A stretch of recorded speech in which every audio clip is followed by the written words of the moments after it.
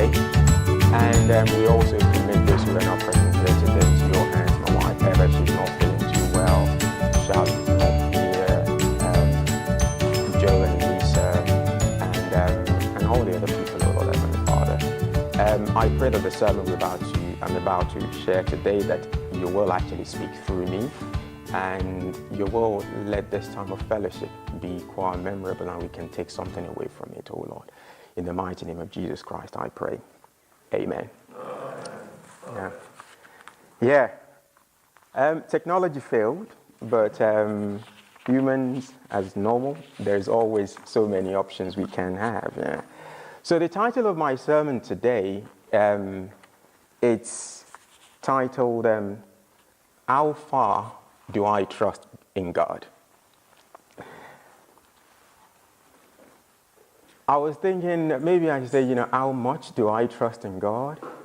But then I got an inspiration from a very old African proverb, and it goes like this. It says, if you want to go very fast,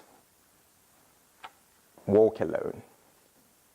But if you want to go very far, walk with others. And it's really quite interesting that there is a subtle difference between going far and going very, very quick. And very much our life as a Christian, it's a journey. It's not how quickly or how spiritual we are or how fired up we are on a Sunday. It's really how we are in the long term. And so it is a journey. And to begin, to provide a bit of context, if we can, it starts from the book of Genesis 27, verse 10. It's a very familiar story.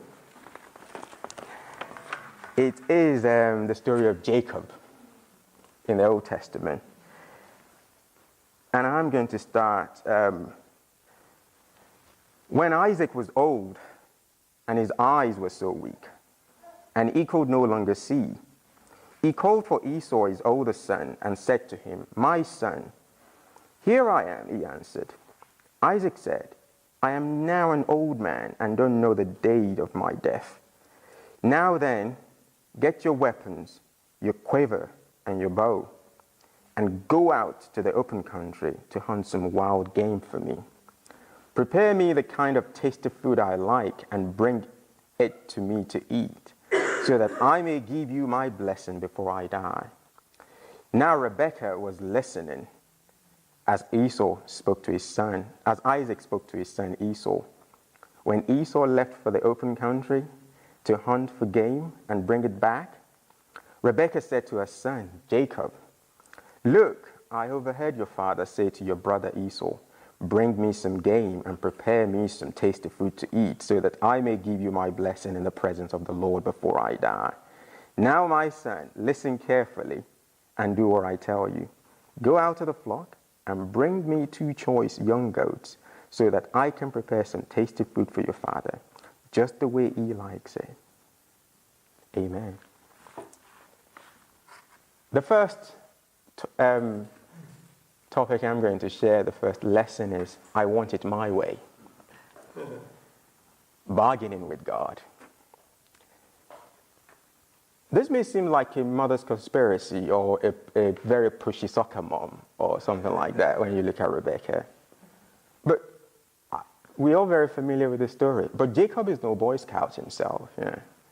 Because when you look at his response in verse 11 to this grand plan that his mom had laid, his response was, Jacob said to Rebekah, his mother, "But my brother is a hairy man, and I am a man with smooth skin. What if my father touches me? I would appear to be tricking him and will bring down a curse on myself rather than a blessing." This is not the response of a man who doesn't want to be part of this at all. Let's not forget that. Because earlier in the book of Genesis, we had the situation where Esau came home really famished. He was hungry. And And Jacob was cooking some very delicious porridge. Yeah, that was what the Bible, this was in 26, earlier in Genesis 26. Yeah. And rather than Jacob give his brother some porridge, to eat food, your brothers, your siblings, yeah, show some love. No, Jacob is a very, very shrewd man. I think it's probably a combination of a lawyer and Alan Sugar combined, yeah, when you think about him. So in a way, he's really been a very shrewd guy. So his mom already knew that, I know who you are. We are exactly alike. Yeah? But at the same time, Rebecca was doing this because earlier in the book of Genesis, when she was pregnant, God already revealed to Rebecca that, two nations are going to be inside you. Yeah. The younger is going to be over the elder. So Rebecca, when you think about it, Rebecca could almost say, like if we say in Nigeria, heaven helps those who help themselves. Yeah? I'm sure it's probably universal everywhere. And we will even go one step further and say, God is not really going to step down from heaven to help you. You really need to push some humph into it to really get to where you are. And this is, when you look at Rebecca, you could almost say that, this is where she was really driving at. But God had already laid his plan for us.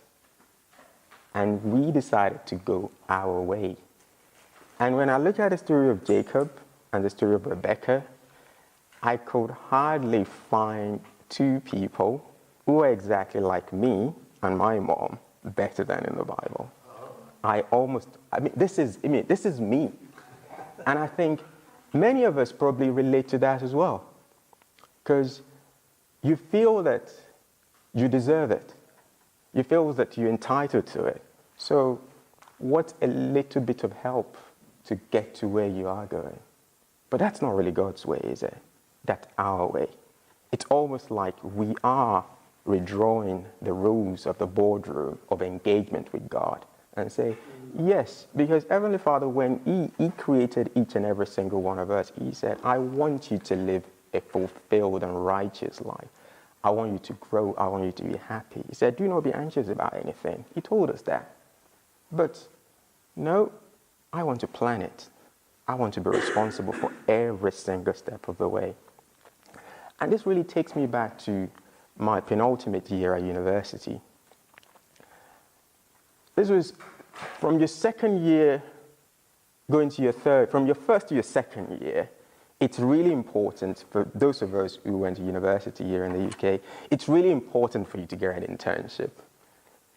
Especially in the 2000s when I went to uni, it's really key for you to get an internship. Because if you get an internship in that summer, between your first to your second year, you will have something really strong to put on your CV as you're about to go from your second to your third year, which is when you start applying for jobs to get employed. So by the time you finish in the summer, come September, you're walking towards your precious graduate training, so you have a badge of honor and feel really accomplished. Yeah.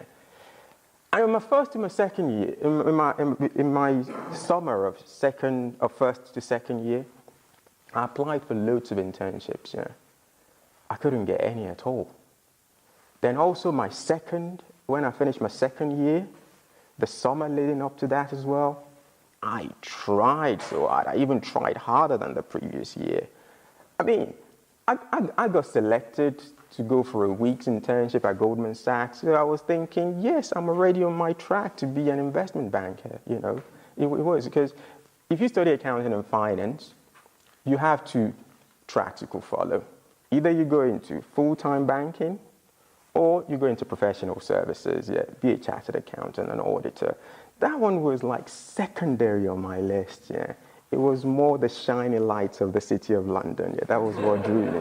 Yes, it was that. I did everything I could, yeah. Even went as far as, embellishing my CV, any society that is there's got an opening for any position of leadership, I'm in it, Student union government, I made sure I became a rep to represent my faculty, even though I have absolutely no interest in anybody's welfare. I must really put my hands up. Yeah. That is the truth, yeah. Because everything I was doing, it was my way. When we went to Goldman Sachs, with selected few candidates across the UK, we saw the way they were. There and then, I knew that the life of an investment banker was not for me. I knew it.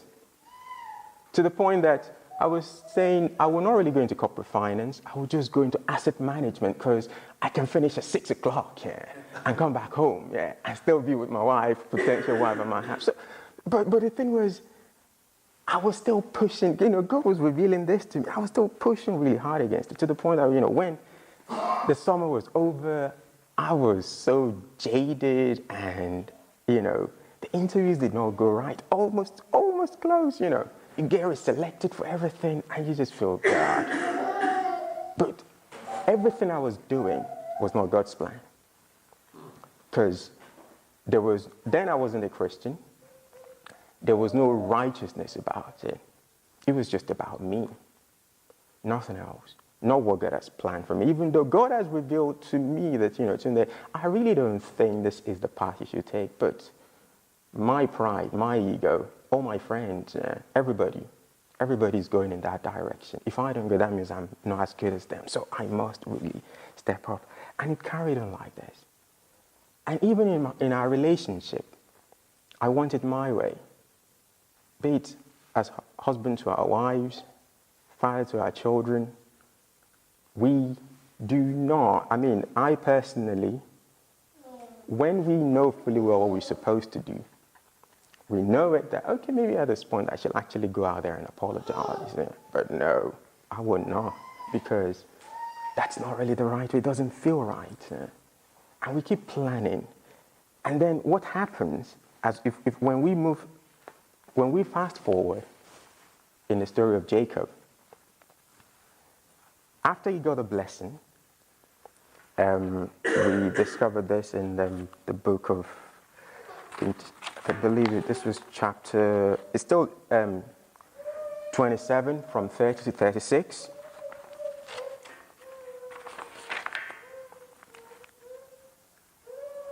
So here, after Isaac finished blessing him and Jacob had scarcely left his father's presence, his brother Esau came in from hunting. He too prepared some tasty food and brought it to his father. Then he said to him, "My father, sit up and eat some of my game so that you may give me your blessing." His father Isaac asked him, "Who are you?" "I am your son." Isaac trembled violently and said, "Who was it then that hunted game and brought it to me? I ate it just before you came and I blessed him." And when Esau heard his father's words, he burst out with a loud and bitter cry and said to his father, "Bless me." But he said, "You are too late. Your brother came deceitfully and took your blessing." Esau said, "Isn't he rightly named Jacob?" which means a deceiver. "He has deceived me twice. He took my birthright and now he's taking my blessing." Then he asked, "Haven't you reserved any blessing left?" But at this point, it was too late. We could look at, this is a very complex and really deep Bible passage here, because it deals with, two siblings, rivalry, Jacob, Esau. He had already sold his birthright, so to speak. And which is not really the right thing for Jacob to have done in the first place. And as any one of us, how many of us here is a first born in their family? Yeah. You're another firstborn, the first son, yes. We all know it comes with a certain level of default default privilege, isn't it? That your parents kind of have this expectation and obligation of you.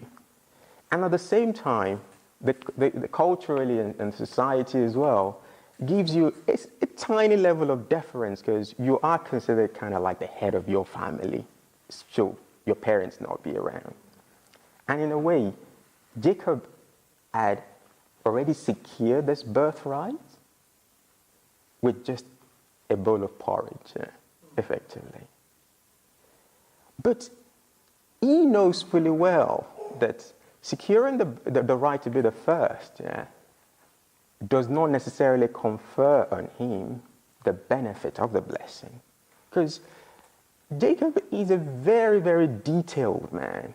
He pays extreme attention to detail. If you notice him and his mom, because his mom said, go and bring young goats, not sheep. A goat smells very different. A goat has it's good, because back home we do eat a lot, we do have a lot of goat meat. It's got this very sweet, aromatic smell. It's quite distinct. So when you want to compare it to a wild game, a wild game usually has a certain smell. So the mom actually knows that, let's get this level of detail right. Let's cover your neck, so that in case your father touches you, nothing was left. And okay, your father cannot, because he can smell. We cannot just bring anything because he cannot see. They took advantage.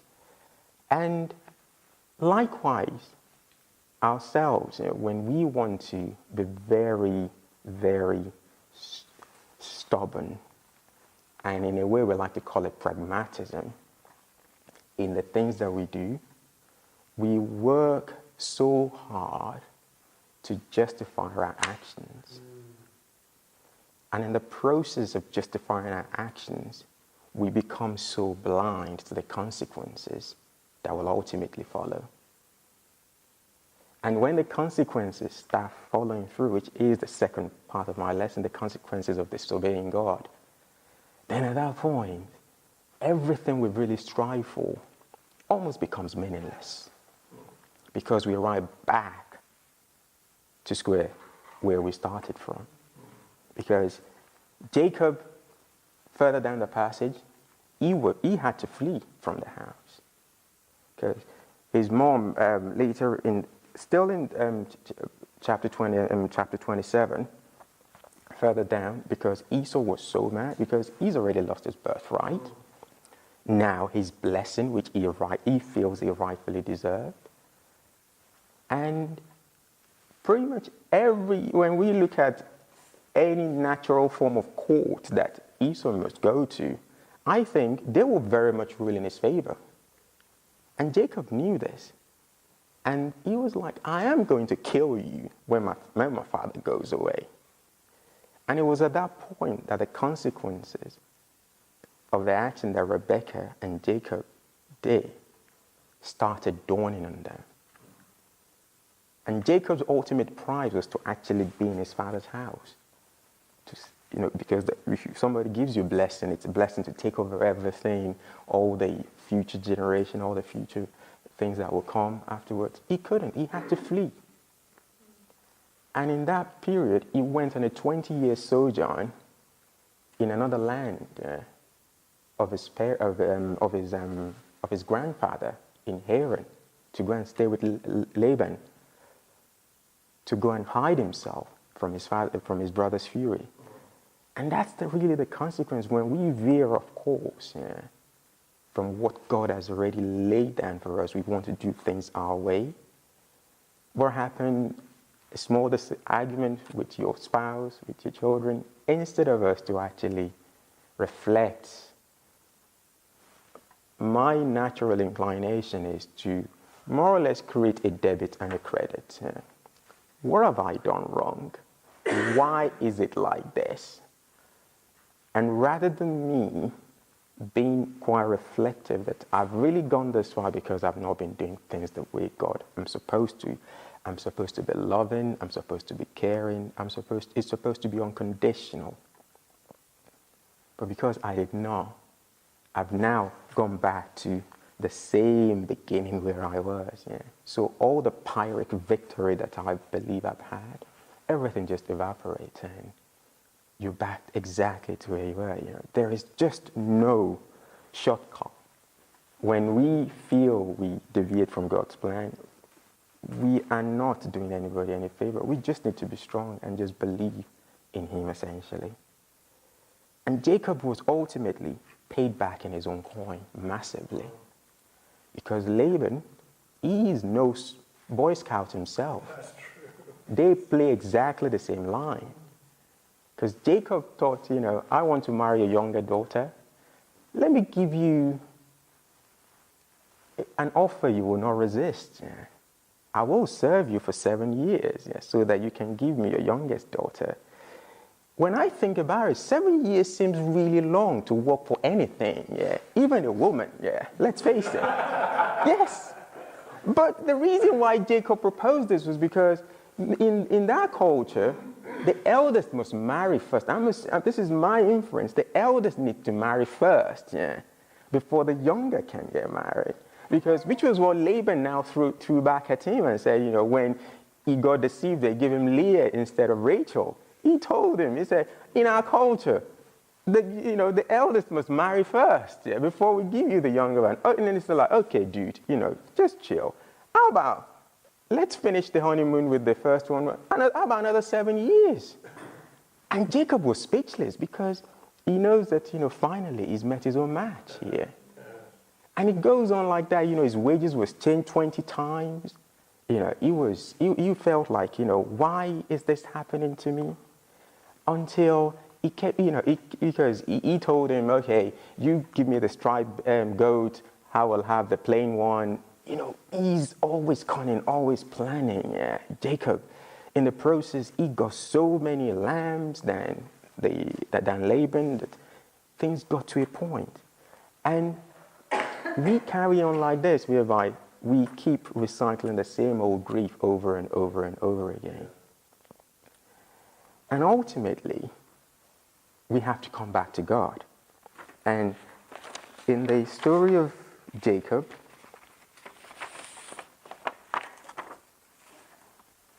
he came right back. Because in Genesis 31, verse 3,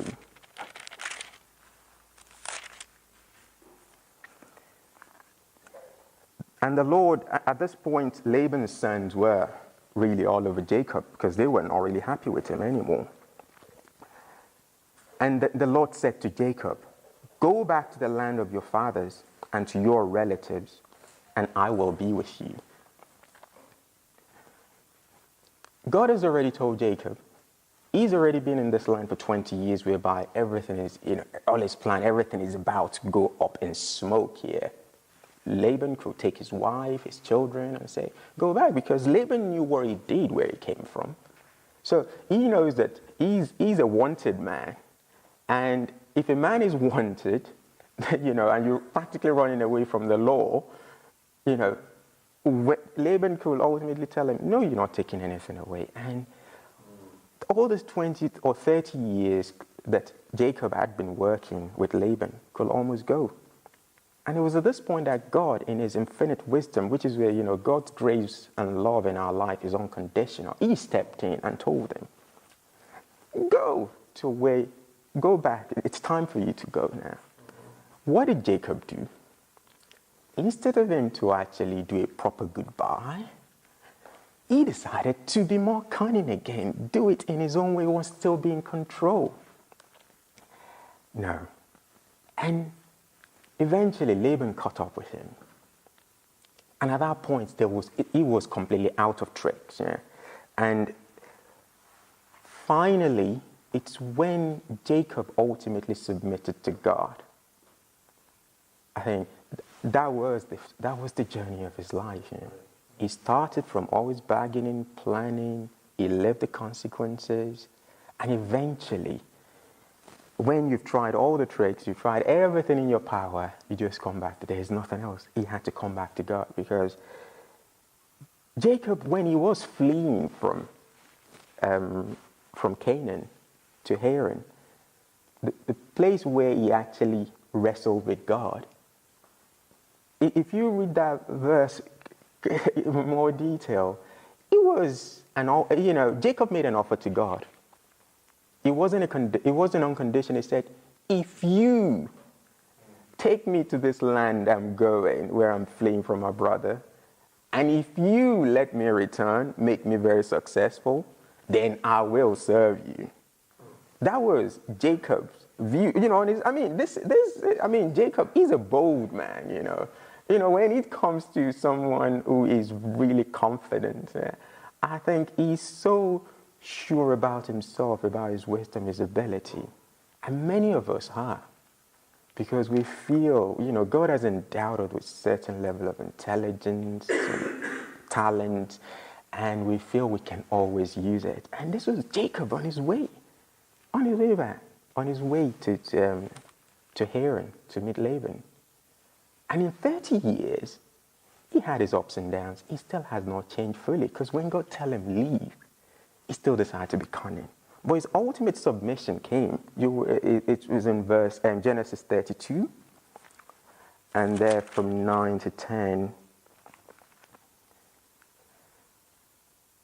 Then Jacob prayed, O God of my father Abraham, God of my father Isaac, O Lord, who said to me, go back to your country and to your relatives, and I will make you prosper.